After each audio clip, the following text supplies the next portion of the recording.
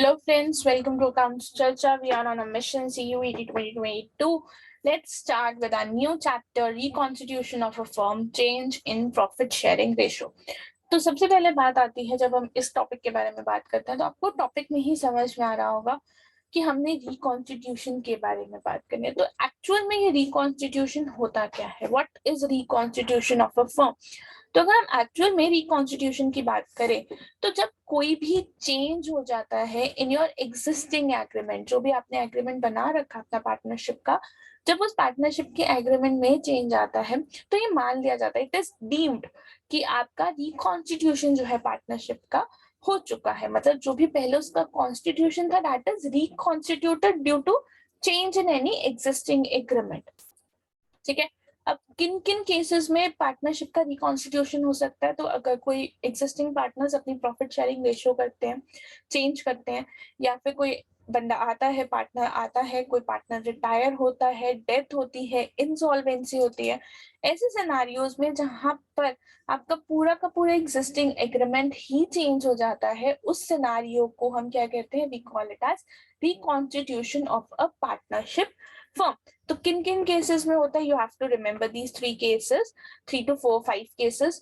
PSR का change हो, आपका new partner admission, death, retirement, insolvency of a partner, only insolvency of a partner.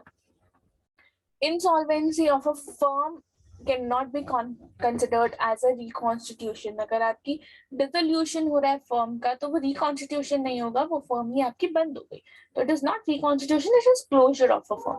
तो हमेशा ध्यान रखना, insolvency of a partner is reconstitution, but insolvency और dissolution of a firm is not a reconstitution. ठीक है, अब जब पार्टनरशिप आपकी रिकॉन्स्टिट्यूट होती है तो उस सिनेरियो पे हमें कुछ चीजों का ध्यान देना पड़ता है। मतलब क्या क्या चीजों में हमारे चेंज होते हैं whenever a partnership is reconstituted. तो हमारा सबसे पहले चेंज होता है योर प्रॉफिट शेयरिंग रेशियो। आपको प्रॉफिट शेयरिंग रेशियो के बारे में देखना पड़ता है कि हमारे पार्टनर प्रॉफिट शेयरिंग रेशियो में क्या चेंज आया, what is the change in the profit sharing ratio. ठीक है, उसके बाद हमने देखना होता है, हमें अपनी गुडविल की वैल्यूएशन करनी होती है। व्हेनेवर देयर इज रिकॉन्स्टिट्यूशन, सबसे पहले हम पीएसआर देखते हैं, फिर हम करते हैं गुडविल का वैल्यूएशन। उसके बाद हमारा थर्ड स्टेप होता है कि हम जितने भी हमारे असेट्स हैं एंड लाइबिलिटीज हैं उनका रिवैल्यूएशन या रीअसेसमेंट करें कि अब उनका कितना चेंज आ गया है from the your present value with the book value. तो उसे हम क्या कहते हैं, we do revaluation of the assets and reassessment of our liabilities. Then we have, हम अपने जितने भी पुराने प्रॉफिट्स हैं उनको हम लोग पहले ही डिस्ट्रीब्यूट कर देते हैं, चाहे वो रिटायरमेंट हो, एडमिशन हो, partnership sharing, profit sharing ratio का चेंज हो, जो भी आपके पहले एक्यूमुलेटेड प्रॉफिट्स पड़े आप उनको क्या करते हो, यू डिस्ट्रीब्यूट दे। उसके बाद आपको पार्टनर्स कैपिटल को एडजस्टमेंट करना होता है। That adjustment is a new thing to you, but we'll do it in later classes या लेटर वीडियोस कि एडजस्टमेंट ऑफ पार्टनर्स कैपिटल कैसे होता है। ये सारी चीजें आप अपनी 12th में कर चुके हो, change in PSR, valuation, revaluation and distribution. ये जब भी हमने पार्टनर्स कैपिटल का एडमिशन, रिटायरमेंट किया है तो we have done this, but adjustment of partners capital is new to you. उसके बाद आता है कि अब जो हमारा चैप्टर है कि प्रॉफिट शेयरिंग रेशियो का मतलब क्या होता है।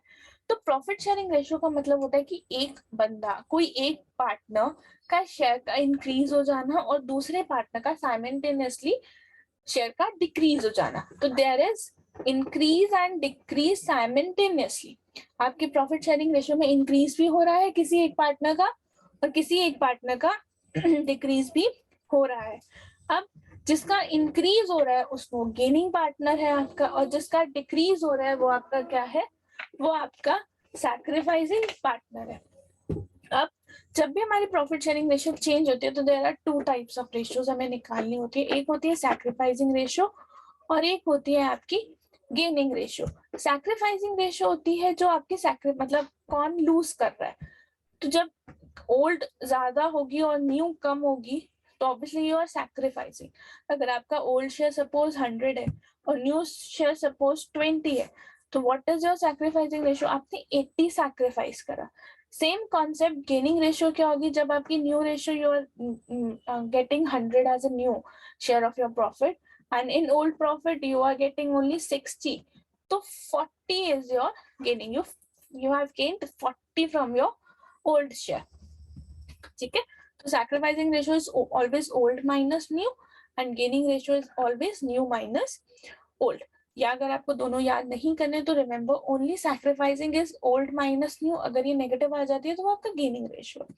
अब बात आती है जब भी हमारा प्रॉफिट शेयरिंग रेशियो में चेंज आता है तो हम गुडविल का ट्रीटमेंट कैसे करते हैं। तो गुडविल का ट्रीटमेंट के लिए अगर जो भी आपकी एग्जिस्टिंग गुडविल है, पहले से ही एग्जिस्टिंग गुडविल है मतलब पहले से ही आपके बुक्स में इसकी वैल्यू आ रही है, तो जो भी चीज आपकी पहले से ही बुक्स में आ रही है वो आप ओल्ड पार्टनर्स को ओल्ड प्रॉफिट शेयरिंग रेशियो में ट्रांसफर कर देंगे।